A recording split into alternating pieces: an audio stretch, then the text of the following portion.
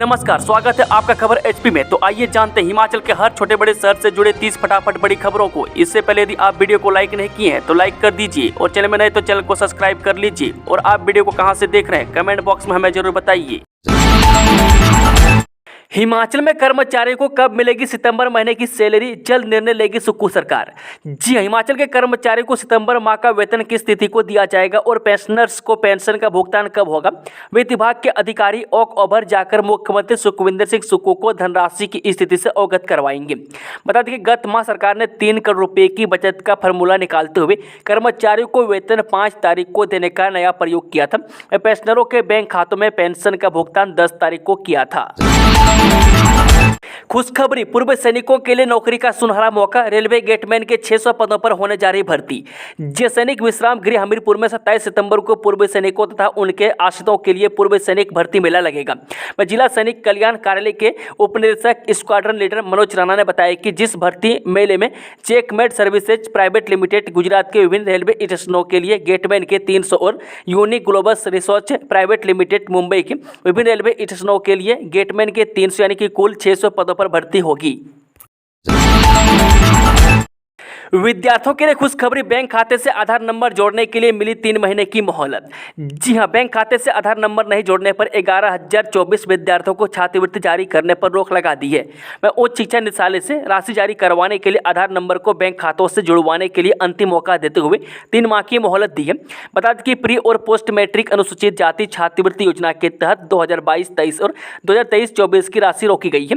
विद्यार्थियों को जागरूक करने के लिए प्रदेश के सभी सरकारी और निजी स्कूल, कॉलेज, प्रिंसिपलों और विश्वविद्यालयों के कुलपतियों को पत्र भेज दिया गया है। हिमाचल में अब ग्राम सभाओं से होगा महिला सम्मान निधि योजना का सत्यापन। जी हां, हिमाचल प्रदेश में अब ग्राम सभाओं से इंदिरा गांधी प्यारी बहना महिला सम्मान निधि योजना का सत्यापन होगा। लाभार्थियों सहित योजना में शामिल होने के लिए जमा करवाए आवेदन पंचायतों में भेजे जाएंगे। ग्राम सभा में पात्रता की जांच होगी। इसके आधार पर ही योजना के तहत किस्तें जारी होंगी। बता दें कि आवेदकों के फॉर्म पूर्व की तरह ही तहसील कल्याण अधिकारी के कार्यालय में जमा होंगे। इन कार्यालयों से ही जाँच के लिए आवेदन पंचायतों में भेजे जाएंगे। बता दें कि योजना के तहत एक परिवार से एक ही महिला को 1500 रुपये की सम्मान राशि मिलेगी। बीते 1.5 वर्ष के दौरान योजना के तहत 18 से 60 वर्ष की आयु वर्ग की कुल 7,88,784 महिलाओं ने आवेदन किए। वित्त वर्ष 2024-25 में 2284 लाख रुपये का योजना के तहत प्रावधान किया है। अब तक कुल 28,249 महिलाओं को राशि जारी हो चुकी है। 2384 आवेदन पात्रता पूरी नहीं होने के चलते रद्द किए गए। अपात्रों को पैसा न मिले इसलिए जाँच में समय लग रहा है। सरकार ने सामाजिक सुरक्षा पेंशन ले रही कुल 2,45,881 महिलाओं को पहले से मिल रही 1100 और 1150 रुपये की पेंशन को बढ़ाकर 1500 रुपये किया है। संजौली कॉलेज में स्टूडेंट्स और पुलिस के बीच झड़प, 6 छात्रों के निष्कासन से जुड़ा है मामला। जी हां, राजधानी शिमला के संजौली कॉलेज में मंगलवार को 6 छात्रों के निष्कासन के मामले में एसएफआई ने उग्र प्रदर्शन किया। कॉलेज प्रशासन ने आंदोलनकारियों के कॉलेज प्रवेश पर पूरी तरह से रोक लगा दिया था। सुबह से ही कॉलेज के प्रवेश द्वार पर पुलिस के जवान तैनात थे। किसी भी आंदोलनकारी को कॉलेज में प्रवेश नहीं दे रहे थे। बता दें कि प्रवेश द्वार के बाहर ही छात्र संगठन के नेता व कार्यकर्ता पहले प्रदर्शन कर रहे थे। इस दौरान वे कॉलेज प्रशासन के खिलाफ नारेबाजी कर रहे थे। इसके बाद मौका देखकर एसएफआई के कार्यकर्ताओं ने कॉलेज में प्रवेश कर लिया। इसी बीच पुलिस ने हस्तक्षेप करते हुए उन्हें बाहर निकालने का भी प्रयास किया। कुल्लू में मस्जिद के विरोध में 30 को फिर प्रदर्शन, हिंदू संगठनों ने दी चेतावनी। जी हां, कुल्लू के अखाड़ा बाजार स्थित मस्जिद के विरोध में हिंदू संगठन 30 सितंबर को फिर प्रदर्शन करेंगे। प्रदर्शन में ज़्यादा से ज़्यादा लोग पहुंचे। इसके लिए देवभूमि जागरण मंच के पदाधिकारी गांव-गांव में लोगों से संपर्क साध रहे हैं। इससे पहले कुल्लू में 14 सितंबर को प्रदर्शन किया था और प्रशासन को ज्ञापन सौंपकर 15 दिन का समय दिया था कि जिस जमीन पर मस्जिद बनी है उसकी निशानदेही की जाए। देवभूमि जागरण मंच व विश्व हिंदू परिषद का आरोप है कि मस्जिद खादी ग्रामीण आदमपुर तावे मर्जी की जमीन पर बनाई है। उधर प्रशासन की ओर से अब वो मस्जिद वाली जमीन की 27 सितंबर शुक्रवार को निशानदेही करेगा। शुक्रवार को मस्जिद में मुस्लिम समुदाय के लोग नमाज अदा करने को आते हैं। ऐसे में पूरी तैयारी के साथ पुलिस जवानों की सुरक्षा में यह निशानदेही करवाई जाएगी। जबकि मामले को देखते हुए खुफिया तंत्र व पुलिस सक्रिय हो गए। कुल्लू जिला में 1-2 मस्जिद के अलावा कुछ सालों में 11 मस्जिद का निर्माण हुआ है। हिमाचल में सेब खरीद में हुआ बड़ा बदलाव। अब बोरियों के जरिए नहीं कैरेट में होगी खरीदारी। जे मंडी मध्यस्थता योजना के तहत सेब की खरीद अब कैरेट में होगी। मैं HPMC सी ग्रेड सेब की खरीद करता है। मैं अभी तक यह सेब बोरियों के माध्यम से खरीदा जाता है। मैं अगले साल से कैरेट में इसके बेचने की व्यवस्था होगी।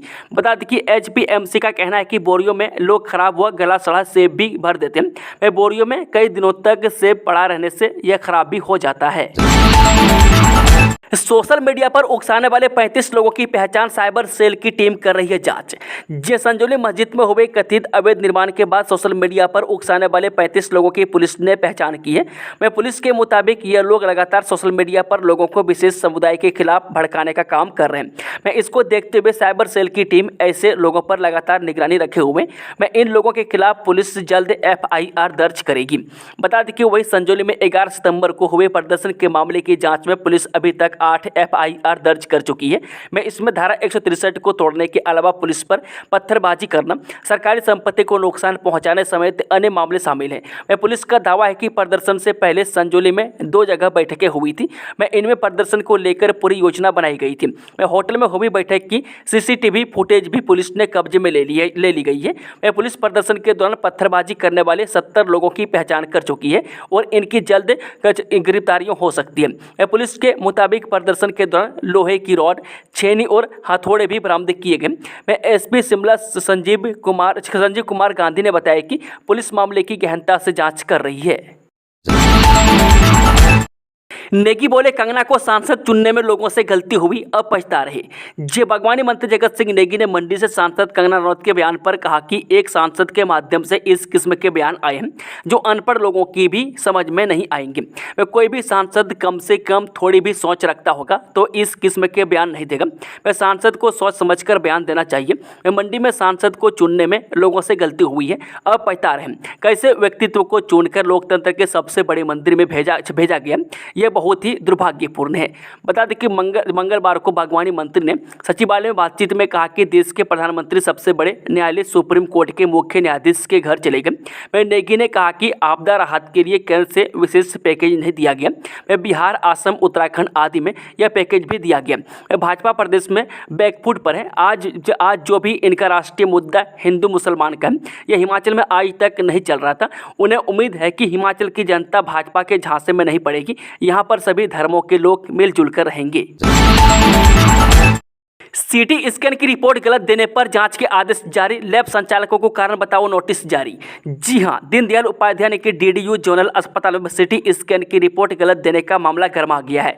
मैं शिकायत के बाद विधायक ने इस मामले में जांच के आदेश जारी किए हैं। ये मामले की शिकायत स्वास्थ्य मंत्री धनराम शांडिल और शहरी विधायक हरीश जनारथा के पास भी पहुंच गई थी।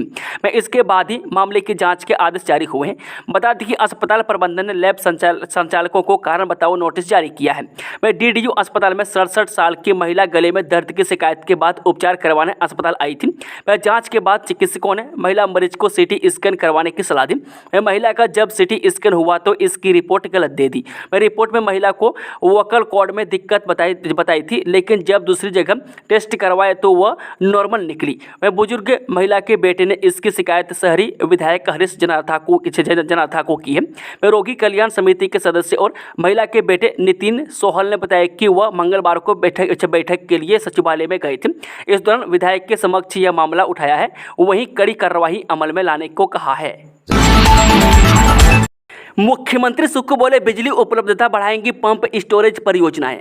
जी हां, मुख्यमंत्री सुखविंदर सुक्खू ने कहा कि राज्य सरकार ने पंप स्टोरेज परियोजनाओं यानी कि PSP के तकनीकी रूप से उन्नत क्षेत्र में कदम रखने का निर्णय लिया है। ये परियोजनाएं सौर और पवन ऊर्जा जैसी नवीनीकरणीय स्रोतों से बिजली आपूर्ति को संतुलित करने में महत्वपूर्ण भूमिका निभाएंगी। वे हाल ही में प्रदेश मंत्रिमंडल की बैठक में पहली 2 ऐसी परियोजनाओं सिरमौर जिला की 1630 मेगावाट की रेणुका जी पंप स्टोरेज परियोजना और मंडी जिला के ब्यास बेसिन में 270 मेगावाट की थना प्लोन पंप स्टोरेज परियोजनाओं को Himachal Pradesh power corporation limited को आवंटित करने को मंजूरी दे दी गई है। मारपीट की घटना के बाद ऊना में चप्पे चप्पे पर पुलिस बल रहा तैनात, धारा 163 लगाई। जी हरोली क्षेत्र के युवक से कथित मारपीट के बाद मंगलवार सुबह ऊना उपमंडल व पंजाब से लगती सीमाओं पर बड़ी संख्या में पुलिस बल तैनात रहा। वह करीब 6 घंटे तक ऊना शहर छावनी में तब्दील रहा। वह शहर के MC पार्क में करीब 25 पुलिसकर्मी तैनात रहे। वह मामला महर्षि वाल्मीकि रविदास यूथ महासभा और अन्य संगठनों के बीच एक युवक की कथित पिटाई को लेकर हुई विवाद से जुड़ा था। मैं इसमें मंगलवार को महर्षि वाल्मीकि रविदास यूथ महासभा ने रोष मार्च की कॉल की थी। मैं इससे पहले ही जिला प्रशासन ने धारा 163 लागू कर दी। विद्यार्थियों के निष्कासन के खिलाफ संजौली कॉलेज के गेट पर गरजे SFI कार्यकर्ता। जी संजौली कॉलेज से 6 विद्यार्थियों के निष्कासन के खिलाफ कॉलेज गेट पर SFI कार्यकर्ताओं की ओर से मंगलवार सुबह प्रदर्शन किया। इस दौरान मौके पर QRT तैनात रही।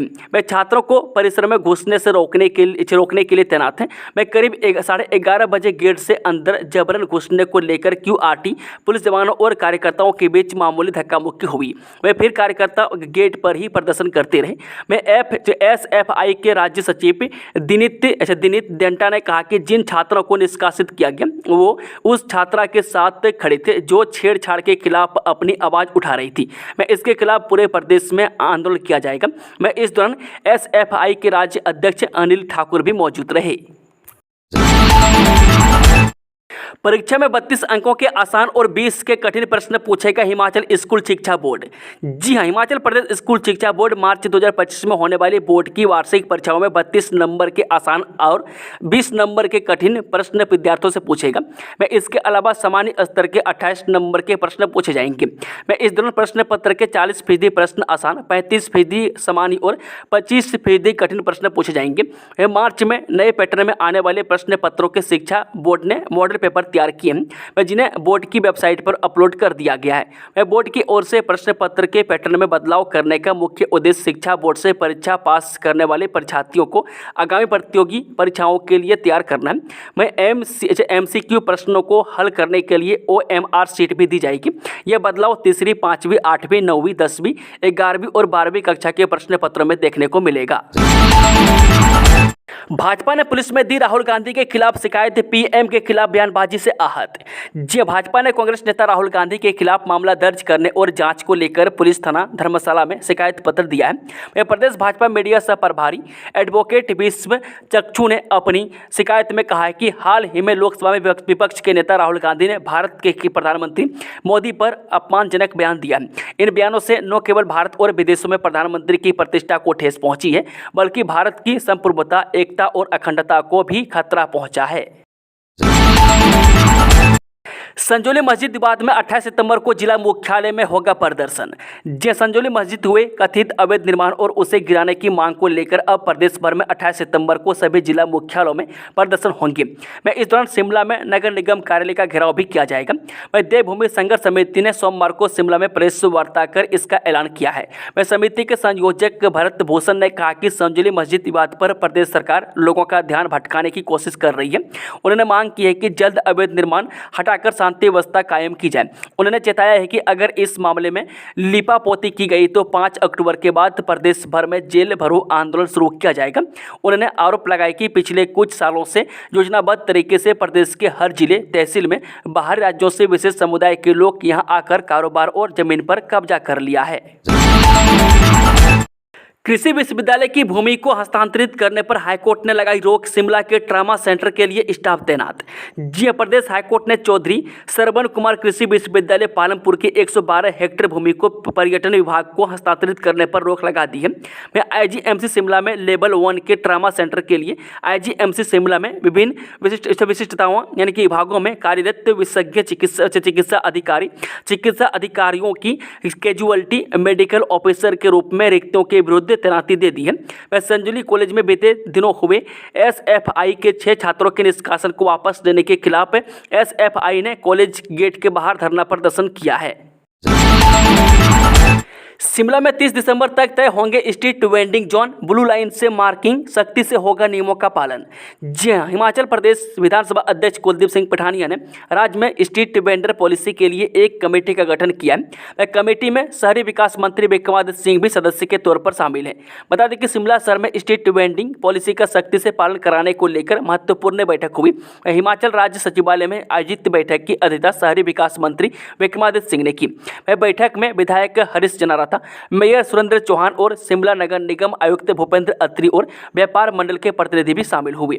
बता दें कि शहरी विकास मंत्री विक्रमादित्य सिंह ने कहा कि टाउन वेंडिंग कमेटी का गठन 2023 में हो चुका है। इसी के तहत तय बाजारियों का रजिस्ट्रेशन के साथ नीति निर्धारण होता है। विक्रमादित्य सिंह ने कहा कि अब तक 1060 वेंडर्स शिमला में पंजीकृत हैं। इसके अलावा सर्वे में 540 अतिरिक्त वेंडर्स भी पाए गए। सर्वे में त्रुटियों का संज्ञान लेकर दुरुस्त करने के निर्देश दिए गए। शिमला में स्ट्रीट वेंडर्स के लिए जोन बनाए जाएंगे। इसे ब्लू लाइन से निर्धारित किया जाएगा। साथ ही फोटो वाले आइडेंटिटी कार्ड भी बनाए जाएंगे ताकि पहचान आसानी से हो सके। विक्रमादित्य सिंह ने कहा कि 30 दिसंबर तक शहर में वेंडिंग जोन लाइन के साथ बनाने की डेडलाइन दी गई है। न्याय व्यवस्था पर सवाल, पीएम मोदी के सीजेआई के घर जाने पर क्या बोले हिमाचल के राजस्व मंत्री जगत सिंह नेगी। जी हां, अपने बयानों के लिए हमेशा खबरों में बने रहने वाले हिमाचल प्रदेश सरकार के राजस्व मंत्री एक बार फिर सुर्खियों में है। सुक्खू मंत्रिमंडल में राजस्व और बागवानी मंत्री जगत सिंह नेगी ने प्रधानमंत्री मोदी के सर्वोच्च न्यायालय के मुख्य न्यायाधीश न्यायमूर्ति DY चंद्रचूड़ के घर पर जाने को दुर्भाग्यपूर्ण बताया। गौर हो कि देश के प्रधानमंत्री मोदी गणेश पूजन के लिए मुख्य न्यायाधीश के घर पर गए थे। इसी को लेकर जगत सिंह नेगी ने सवाल खड़े किए हैं। दिल्ली से सुक्खू सरकार के लिए खुशखबरी, सानन प्रोजेक्ट मामले में सुप्रीम कोर्ट से आई खबर।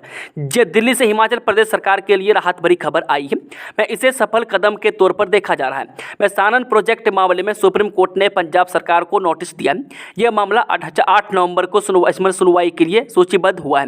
हिमाचल प्रदेश सरकार ने पंजाब के सिविल मुकदमे को खारिज करने के लिए सुप्रीम कोर्ट में आवेदन किया था। सर्वोच्च अदालत ने इसे प्रथम दृष्टया सही माना है। सुप्रीम कोर्ट ने मामले में केंद्र सरकार से भी जवाब मांगा है। सुप्रीम कोर्ट के न्यायाधीश न्यायमूर्ति अभय S ओका की अगुवाई वाली खंडपीठ ने पंजाब सरकार को नोटिस जारी किया है। खंडपीठ ने कहा कि अदालत को पहले हिमाचल सरकार के आवेदन को सुनाना होगा। चाइल्ड पोर्नोग्राफी देखना और डाउनलोड करना दोनों अपराध, सुप्रीम कोर्ट का बड़ा फैसला। जी हां, चाइल्ड पोर्नोग्राफी देखना और डाउनलोड करना दोनों पॉक्सो अधिनियम के तहत अपराध की श्रेणी में आएंगे। यह फैसला सुप्रीम कोर्ट ने सोमवार को मद्रास हाई कोर्ट के उस फैसले को चुनौती देने वाली याचिका पर सुनाया, जिसमें कहा गया था कि निजी तौर पर चाइल्ड पोर्नोग्राफी देखना या उसे डाउनलोड करना पॉक्सो अधिनियम के दायरे में नहीं आता है। मद्रास हाईकोर्ट के फैसले को पलटते हुए सुप्रीम कोर्ट ने केंद्र सरकार को चाइल्ड पोर्नोग्राफी शब्द को बाल यौन शोषण और दुर्व्यवहार सामग्री से बदलने का सुझाव भी दिया है। बता दें कि इस वर्ष मार्च महीने में मुख्य न्यायाधीश DY चंद्रचूड़ की अध्यक्षता वाली पीठ ने मद्रास हाईकोर्ट के उस आदेश को चुनौती देने वाली याचिका पर नोटिस जारी किया था, जिसमें कहा गया था कि बाल पोर्नोग्राफी डाउनलोड करना और उसे अपने पास रखना कोई अपराध नहीं है। मद्रास हाईकोर्ट ने अपने फैसले में चेन्नई के 28 वर्षीय व्यक्ति को दोष मुक्त करते हुए कहा था कि निजी तौर पर बाल पोर्नोग्राफी देखना यौन अपराधों से बच्चों के संरक्षण अधिनियम के दायरे में नहीं आता है।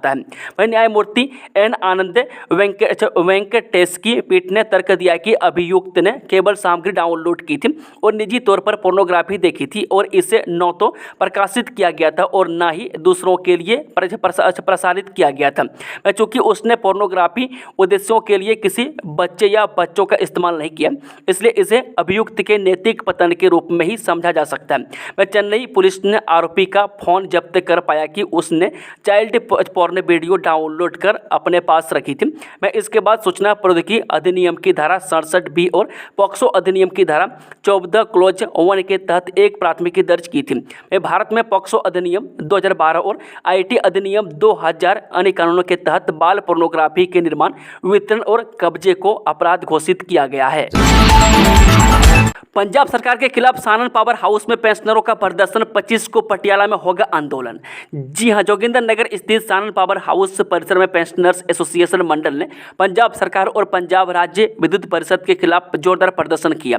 यह प्रदर्शन पेंशनरों की लंबे समय से लंबित मांगों को लेकर किया गया, जिसमें एसोसिएशन के सदस्यों ने सरकार और विद्युत परिषद से अपनी समस्याओं का समाधान करने की मांग की है।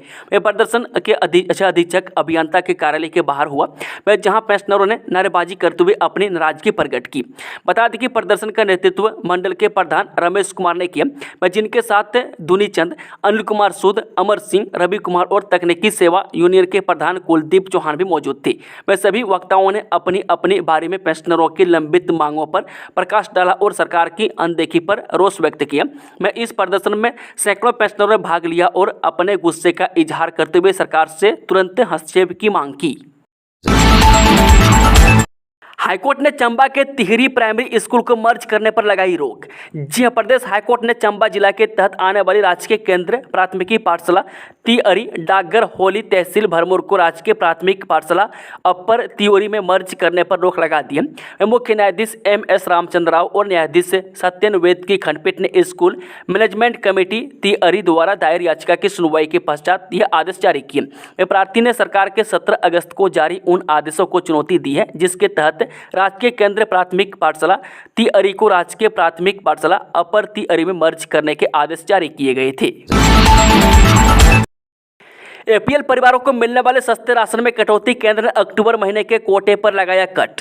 जी, हिमाचल में खाद्य वस्तुओं सहित अन्य घरेलू जरूरतों के सामान की कीमतें लगातार बढ़ रही है। वहीं अब गरीबी रेखा से ऊपर रहने वाले परिवारों की मुश्किलें और बढ़ने वाली है। ये इसलिए कि हिमाचल में APL परिवारों को दिए जाने वाले सस्ते राशन के कोटे में केंद्र ने कट लगाया। हिमाचल को अक्टूबर महीने के लिए केंद्र ने सस्ते राशन का आवंटन किया है। उसमें चावल और गेहूँ की मात्रा घटाई गई है।